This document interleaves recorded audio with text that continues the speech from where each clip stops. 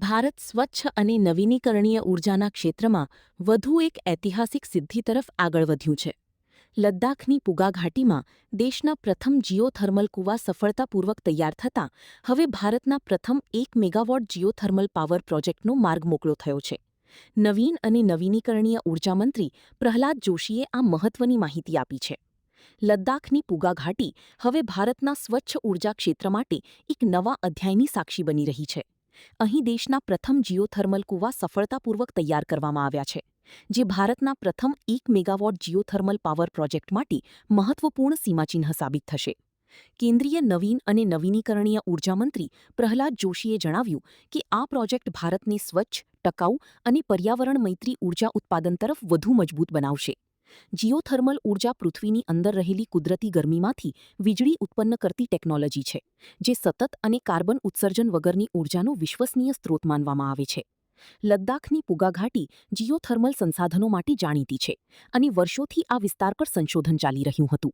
હવે પ્રથમ કૂવા તૈયાર થતાં પ્રોજેક્ટને વાસ્તવિક અમલ તરફ મોટી ગતિ મળી છે.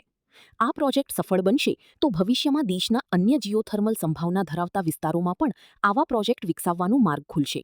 ભારતના હરિત ઉર્જા લક્ષ્યો અને કાર્બન ઉત્સર્જન ઘટાડવાના સંકલ્પને સાકાર કરવામાં પણ આ પહેલ મહત્વપૂर्ण સાબિત થવાની અપેક્ષા છે.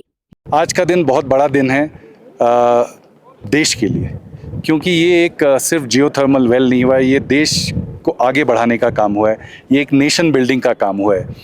हमारे माननीय प्रधानमंत्री श्री नरेंद्र मोदी जी का एक सपना था कि इंडिया में जियोथर्मल एनर्जी को हार्नेस किया जाए, और आज जो आप ये देख रहे हैं, ये अथक मेहनत 3-4 साल से हमारी टीम लगी हुई है यहाँ पे, दिन रात मेहनत करके. बहुत हमें सपोर्ट मिला यहाँ के लोकल लोगों का, यहाँ के एडमिनिस्ट्रेशन का, और हम ONGC टीम का, जिनका गाइडेंस भी हमें रहा, और सबके टीम वर्क और प्रयास से आज ये इतना बड़ा काम संपन्न हुआ है. ये इससे क्या आने वाले दिनों में ये जो पोटेंशियल अब इस्टेब्लिश हो गया है, अब हम पायलट फेज़ करेंगे और उसके बाद इसका कमर्शलाइजेशन फेज़ में जाएंगे. लेकिन इससे जो बेनिफिट है, जियोथर्मल बेनिफिट के बारे में आज सब ने बात की यहाँ पे कि कैसे ये बेस लोड पावर है, 100% रिन्यूएबल है, 24 घंटे मिलता है, और इसकी रिलायबिलिटी कोल बेस्ड पावर जैसी है, लेकिन ये एकदम रिन्यूएबल क्लीन पावर है. सोलर पावर के जैसे ये ऐसा डिपेंडेंट नहीं है कि सिर्फ दिन में पावर जनरेट होगा या हवा चलने पर निर्भर नहीं है.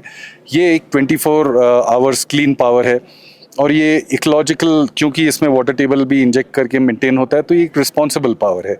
तो ना सिर्फ पावर जनरेशन के लिए, बट लोगों की ज़िंदगी को आसान बनाने के लिए ये बहुत काम में आएगा.